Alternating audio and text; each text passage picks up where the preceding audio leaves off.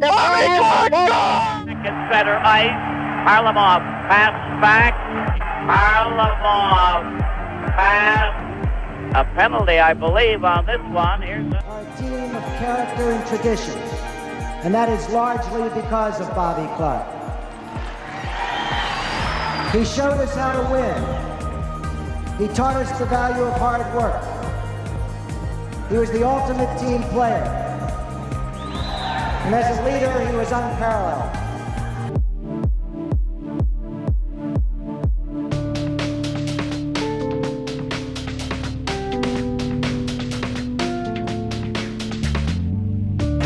Kept in by the Chicago Blackhawks, Angotti.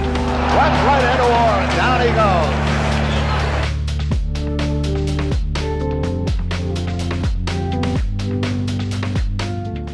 Bobby Clarke was never the biggest player on the ice, and he was never the most naturally gifted skater either. But almost every player who ever faced him will tell you the same thing, that he was one of the toughest, most relentless competitors hockey has ever seen. His story is not just about goals and captaincies. It is about a young diabetic kid who was told he might never make it as a professional athlete, and about how the players who shared the ice with him still talk about him with a mix of respect and, sometimes, real dislike. This is the journey of Bobby Clarke, told through the eyes of the players who played with him, played against him, and watched him from the bench. Clarke grew up in a small mining town in Manitoba, and he was diagnosed with type 1 diabetes as a teenager. At the time, many teams were nervous about drafting a player with that condition, worried it might limit how long he could play or how well his body could handle the physical demands of professional hockey. Because of that, he slipped further down draft boards than his actual talent probably deserved. When we come out for the second period, I said, just throw Bobby that puck that he had all first period.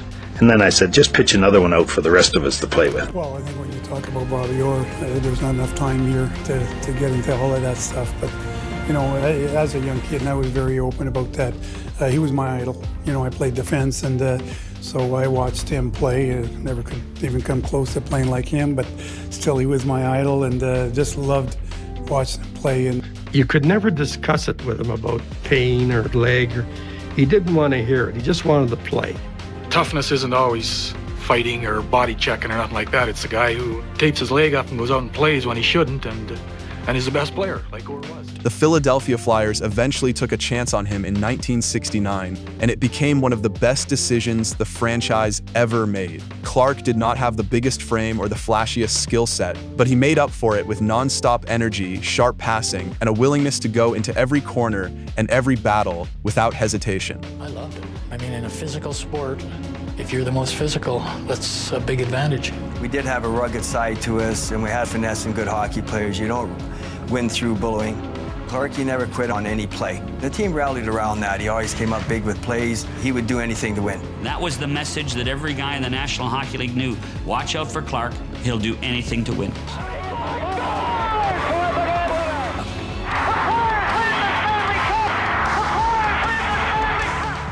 Bob Clarke is a competitor. The best I've ever seen. As the Flyers built their identity around toughness and physical intimidation, Clarke became the face of that era. The team became known as the Broad Street Bullies, a nickname that stuck because of how hard and aggressive they played every night. Clarke was right in the middle of it, leading by example, taking hits, giving them back, and never backing down from any confrontation on the ice. He was like a tiger on defense. He was the toughest guy out there. He could fight, he could hit. Nobody did it with as much force and as much flair and as often as Bobby Orr did. Bobby could hit you like a freight train if he so chose. You rooted for penalties because you wanted to watch Bobby Orr rag the puck, and he would just skate. It was like watching the Globetrotters. It looked like a dog chasing its tail. He had the puck, and he went around about 3 different times with 2 players chasing him.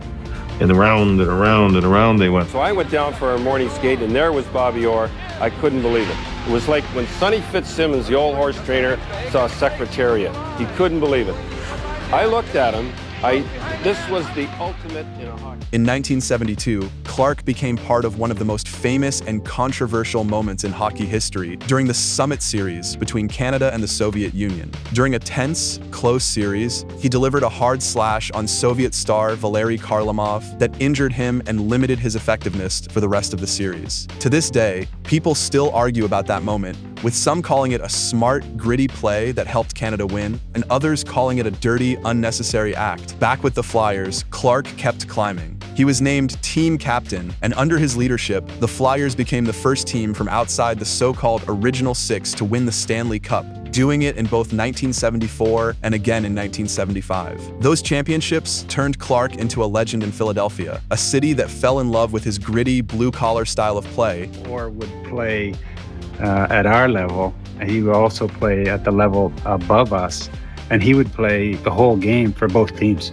Probably nothing had ever happened in Parry Sound until Bobby Orr started playing hockey. Our icon was Bobby Orr. He was the one that was taking the mantle of Parry Sound, putting on his shoulder, and putting Parry Sound on the map. He was playing with players that were 3 and 4 years older than him, and he was standing out above them.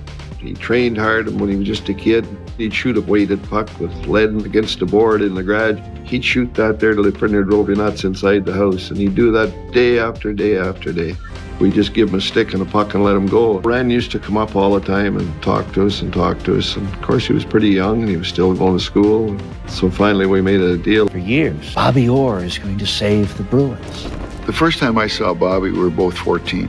I sat in the stands and watched him play, and I couldn't believe that this guy was the same age as I am. That's when everybody first started to say, who is this youngster? What makes him so good that they'd take him at 14 years old and plunk him against 18, 19, 20-year-olds? During those peak years, Clarke also won the Hart Trophy 3 times, an award given each year to the league's most valuable player. That kind of individual recognition was rare for a player who was not considered a pure offensive superstar, and it showed just how much impact he had on winning games beyond simply scoring goals. Not everyone around the league admired his style, though. Some players and coaches from opposing teams felt Clarke crossed the line too often, using his stick and his elbows in ways that pushed past what they considered fair competition.